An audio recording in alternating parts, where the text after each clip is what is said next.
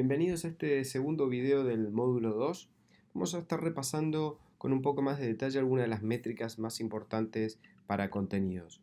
Eh, lo primero que tenemos que decir es algo que ya mencionamos, pero creo que es importante volver a decir. No hay una métrica que sea la métrica y en realidad las mejores métricas van a depender mucho de aquellos que estamos tratando de saber. Las mejores métricas son aquellas que nos tienen que ayudar a responder eso que queremos saber. Dicho esto, vamos a empezar por las tres que quizás sean las más importantes dentro de las analíticas web, porque a partir de ellas se construyen muchas otras métricas. Estamos hablando de usuarios, visitas y páginas vistas. Vamos a verlo con un ejemplo. Acá tenemos tres usuarios distintos, que es importante mencionar que los usuarios en Web Analytics están definidos no como personas, sino como browsers, como navegadores, o más específicamente como cookies. No nos vamos a meter en detalle en esto. Aquí tenemos tres usuarios y vamos a ver el comportamiento, vamos a seguirlos durante 2 días, ¿no? Tenemos un usuario, el usuario número 1, que nos visita el día 1, solo nos visita el día 1 y consume una página vista. Entonces tenemos al final de estos 2 días, vamos a tener que aquí tuvimos un usuario que hizo una sesión o una visita y que generó una página vista. El usuario número 2 nos visitó los 2 días. Y no solo nos visitó los 2 días, sino que nos visitó 2 veces cada día. El primer día, en su primera visita o en su primera sesión, este usuario generó 3 páginas vistas y en la segunda generó una página vista.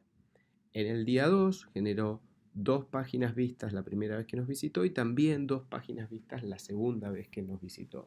Al final de los 2 días, este usuario nos va a estar generando 8 páginas vistas y 4 visitas o sesiones. El tercer usuario nos visita los 2 veces, los 2 días, pero nos visita menos veces, es decir, tiene una sesión cada día y en esa sesión solo ve una página.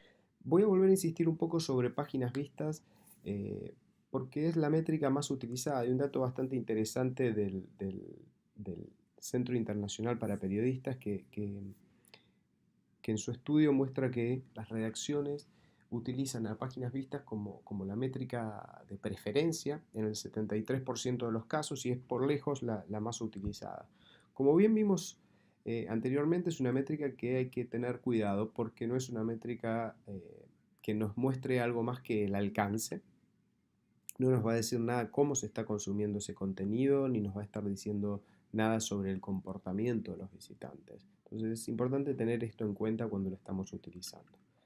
Cuando ya queremos alejarnos del reach y del alcance y queremos entender cómo el usuario está interactuando con nuestro contenido, hay una métrica que es la de páginas vistas por sesión, que es bastante sencilla y nos permite tener una idea de cómo están interactuando, con qué profundidad están teniendo cada vez que nos visitan los usuarios. También cuando uno lo construye además con segmentos, puede diferenciar a diferentes tipos de usuarios en base a la cantidad de visitas y de páginas vistas por visita, ¿no?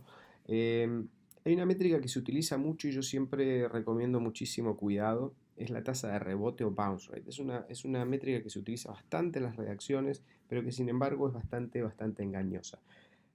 Teóricamente, una tasa de rebote es igual al número de visitas que vieron solo una página dividido el número total de visitas. Ahora bien, vemos un ejemplo y por qué digo que a veces esto puede ser problemático y no lo tenemos en cuenta, ¿no? Si tenemos dos usuarios, uno que viene desde Google y ve nuestro sitio rápidamente y se queda solo 5 segundos y luego lo abandona, para Google Analytics o para la gran mayoría de las herramientas analíticas, esto se va a considerar como un rebote. Ese usuario llegó y se fue. El usuario 2, en cambio, también va a venir desde Google hasta nuestro sitio, va a leer un artículo completo, le lleva 5 minutos, es un artículo largo y luego lo abandona. Para Google Analytics, este usuario también rebotó.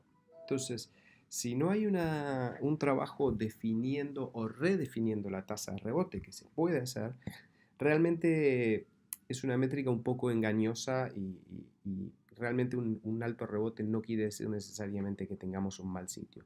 A veces un mal rebote Una tasa de rebote alta quiere decir que tenemos muchos usuarios de dispositivos móviles que entienden en general a rebotar mucho más, muchas veces porque las páginas tardan en cargar. También hay industrias o ciertos tipos de contenidos que hacen que el usuario rebote más. Creo que es muy importante, además de las páginas vistas, entender los artículos leídos. Creo que esto es fundamental. Veamos, por ejemplo, aquí en estos 5 escritores, estos 5 periodistas ordenados por la cantidad de páginas vistas que generaron. Veremos que el usuario número 1, el periodista número 1, el que generó más páginas vistas, tiene una tasa de usuarios que terminan de leer que es bastante alta, un 62%. Sin embargo, el segundo, solo un 37% llega al final de un artículo. Esto nos puede ayudar a entender un poco más, a ver qué es lo que puede estar pasando, si es algo en la producción, si las notas son demasiado largas, si el approach o el enfoque no es el correcto, etc. Pero creo que da un poco más de idea de qué es lo que está pasando en la nota que una página vista.